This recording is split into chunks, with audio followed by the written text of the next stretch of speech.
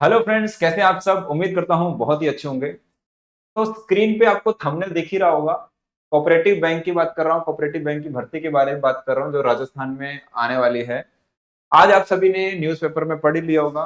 तो एक बहुत ही अच्छी खुशखबरी है, तो उसको समझ लेते हैं। बहुत समय से आप लोग हम लोग वेट कर रहे थे। स्टूडेंट्स पूछ पूछ के थक गए थे कि सर भर्ती कब आ रही है, आचार संहिताओं में लटकती और डिफरेंट डिफरेंट कामों में लटके। फाइनली वो न्यूज आ गई है कि भैया भर्ती कब आ रही है। तो चलिए आगे बढ़ते हैं फटाफट से। आप हैं रजिस्ट्रार, मतलब कोऑपरेटिव का सारा काम किनके पास होता है, रजिस्ट्रार के अंडर में आता है। इन्होंने कल क्या बोला है, सहकारी बैंक और राजफेड में सीधी भर्ती की विज्ञप्ति इसी माह में जारी होगी।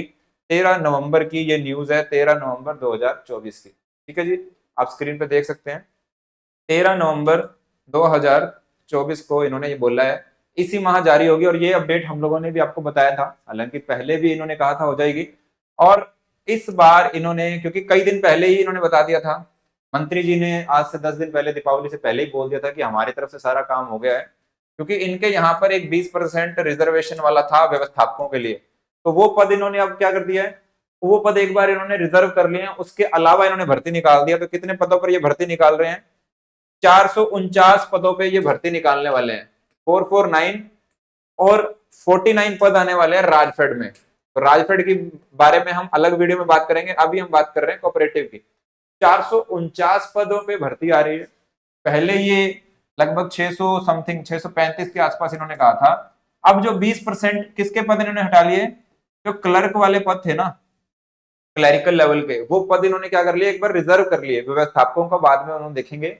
अभी इन्होंने 449 पदों पर ये भर्ती आपके लिए इन्होंने इस माह जारी करनी है। ठीक है जी, तो ये अपडेट मैंने आपको दे दिया। अच्छा जी, अब हम आगे बढ़ते हैं। अब कुछ लोग कहेंगे सर सिलेबस तो बता देता हूं भैया। सबसे पहले तो देखिए यहाँ पे सीनियर मैनेजर के लिए इन्होंने एमबीए की डिग्री मांगी है।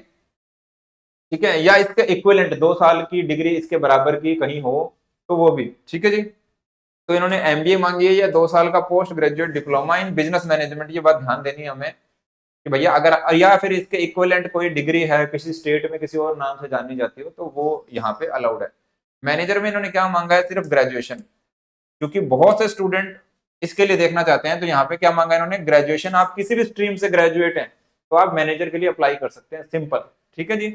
अच्छा, नॉलेज ऑफ कंप्यूटर, यहाँ पे कंप्यूटर का सर्टिफिकेट इन्होंने नहीं बोला है, नॉलेज ऑफ कंप्यूटर। इसमें क्या होता है, जब आप इस एग्जाम को क्लियर कर लेते हैं, उसके कुछ समय बाद, साल 2 साल में, ये आपसे एक टेस्ट लेते हैं अलग से। और वो टेस्ट ये खुद ही करवाते हैं। तो यहाँ पे कंप्यूटर की नॉलेज मांगी है, RSCIT वाला सर्टिफिकेट इन्होंने आपसे नहीं मांगा है। ठीक है जी, ये बात ध्यान देनी है। कंप्यूटर प्रोग्रामर के लिए हम लोग बात नहीं करेंगे।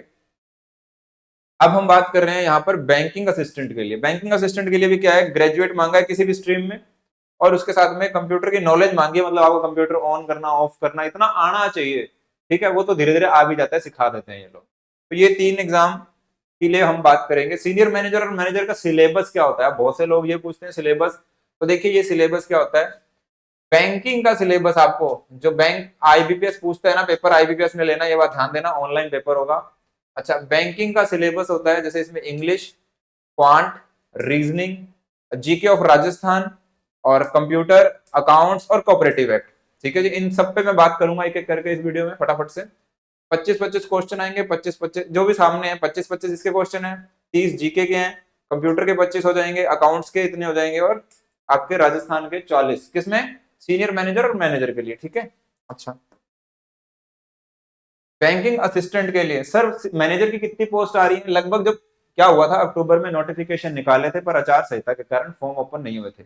उस समय लगभग लगभग 90 के आसपास मैनेजर की पोस्ट थी, और जो बाकी लगभग 500 के आसपास क्लर्क की पोस्ट थी। जो कटौती हुई है मैक्सिमम वो क्लर्क के पदों में हुई है, क्योंकि रिजर्वेशन जो देना था वो क्लर्क के पोस्ट में देना था। तो ये बात आपको पता होनी चाहिए।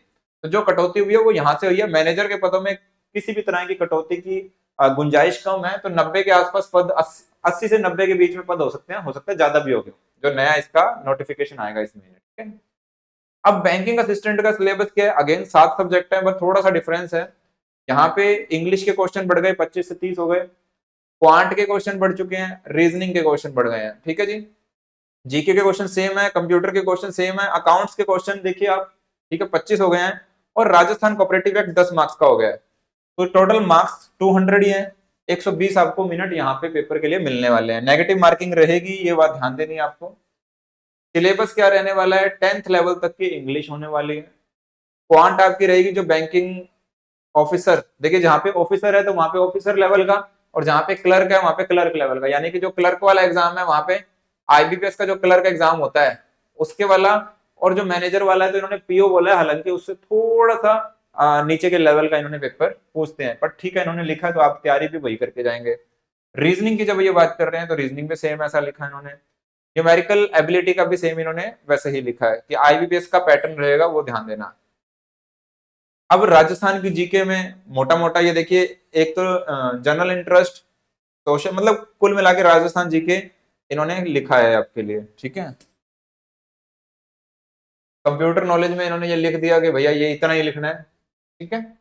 अकाउंट जो लिखा है ना इन्होंने, ये अकाउंट देखिए इन्होंने लिखा तो पास कोर्स है, इसका मतलब होता है ग्रेजुएशन, यानी कि बीकॉम की बात कर रहे हैं। बट बीकॉम लेवल का नॉर्मली क्या होता है, मेरे शब्दों को ध्यान से सुनना, नॉर्मली ये होता है कि जब आप, जिसमें सबको अलाउड करते हैं ना, उसमें आपका 11th 12th का ही पूछा जाता है। और पिछली बार भी इन्होंने ऐसा ही पूछा था। मैक्सिमम टॉपिक्स, कुछ टॉपिक्स 3-4 एक्स्ट्रा अलग से हैं जो कि मैंने अपनी बुक्स में भी दे रखे हैं, हमने आपको बताए भी हुए हैं, ठीक है।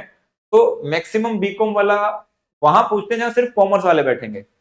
जहां पे कॉमर्स वाले नहीं बैठते, जहां पे आर्ट साइंस जैसे इन भर्तियों में अलाउड है, तो वहां पर नॉर्मली 11th और 12th का ही पूछा जाता है, कॉमर्स का, ठीक है। ये बात आपको ध्यान देनी है। पर इन्होंने लिखा ये है, तो मेरा सजेशन यही रहता है कि जो आर्ट साइंस या अलग स्ट्रीम के हैं वो सिर्फ 11th 12th वाला करके जाएं, क्योंकि जब आप बीकॉम का करने के लिए जाते हैं ना तो भैया वो होने वाला नहीं है।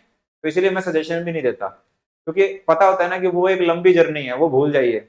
मेरा सजेशन है, करने को आप करना चाहें तो कर सकते हैं। जो बीकॉम वाले हैं उनको मैं सजेशन करता हूँ, जो बीकॉम से हैं या कॉमर्स फील्ड से, उनको मैं ये कहता हूँ कि भैया आप कॉमर्स वाला कर लेना, ठीक है। अच्छा, राजस्थान जीके में अब देखिए ये कोऑपरेटिव एक्ट है।